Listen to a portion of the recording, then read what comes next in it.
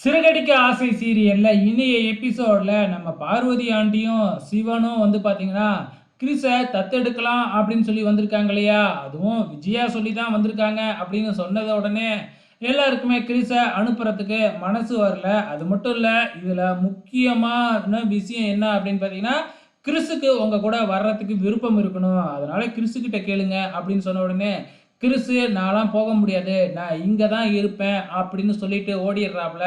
அதுக்கப்புறம் என்ன, அவங்களே வந்து பையனுக்கே விருப்பம் இல்லை அப்படிங்கும்போது நாங்கள் தத்தெடுக்க விரும்பலை அப்படின்னு சொல்லிட்டு அங்கேருந்து கிளம்பிடுறாங்க. விஜயாவும் எவ்வளவோ பிட்டு போட்டு பார்த்தாங்க, ஆனால் முடியல. அதுவும் கிறிஸ் மேலே அக்கறை இருக்கிற மாதிரிலாம் பேசி பார்த்தாங்க. நீ கிறிஸ் மேல அக்கறைப்படுறதெல்லாம் நாங்க நம்ப முடியாது அப்படிங்கிற மாதிரி சொல்லிடுறாங்க.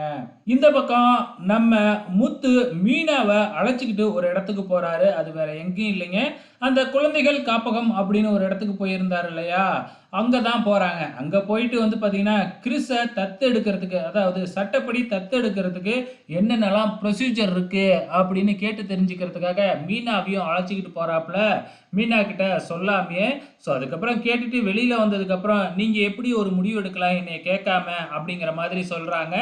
ஏற்கனவே நம்ம இந்த மாதிரி தானே ஒரு முடிவு எடுத்தோம், அதனால தான் நான் உன்கிட்ட சொல்லவே இல்லை, நீனும் இதுக்கு சந்தோஷப்படுவோன்னு தான் நினைச்சேன் அப்படின்னு சொன்னா, இல்லை கிறிஸெல்லாம் தத்தெடுக்க முடியாது, எனக்கு விருப்பம் இல்லை அப்படிங்கிற மாதிரி சொல்ல, ஏன் இப்படி சொல்ற அப்படின்னு கேட்க, அதுக்கு ஒரு காரணம் இருக்கு, ஆனால் அந்த காரணத்தை நான் இப்போ சொல்ல மாட்டேன் அப்படின்னு சொல்லிட்டு முத்துக்கிட்ட சண்டை போடுறாங்க நம்ம மீனா. முத்துவுக்கு ஒன்றுமே புரியவே இல்லை.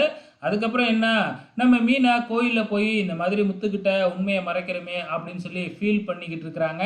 அங்கே அவங்க அம்மாவை பார்த்துட்டு என்னாச்சு மறுபடியும் சண்டையா அப்படிங்கும்போது, இல்லை இல்லை அப்படின்னு சொல்லி சமாளிச்சுக்கிட்டு இருக்கிறாங்க. இந்த பக்கம் நம்ம மனோஜும் ரோகிணியும் ஆபீஸில் உட்காந்துருக்கும் போது அந்த ஜீவா வந்து, பாஸ் பாஸ் நீங்கள் ஒரு விஷயம் ஃபோனில் சொன்னீங்கல்ல, அதுக்கு நான் ஏற்பாடு பண்ணிட்டேன், பெங்களூரில் என் கசின்கிட்ட பேசியிருக்கேன் அப்படின்னு சொன்ன உடனே நம்ம இன்றைக்கே கூட டெலிவரி பண்ணிடலாம் அப்படிங்கிற மாதிரி சொல்கிறாப்புல. என்ன ஏதாச்சும் ப்ராடக்ட் டெலிவரி பண்ண போகிறீங்களா அப்படின்னு கேட்க, இல்லை இல்லை நம்ம வீட்டில் இருக்கனால கிறிஸு அவனை தான் அனுப்பி விட போகிறோம் அப்படிங்கிற மாதிரி பேசிக்கிட்டு இருக்கிறாங்க.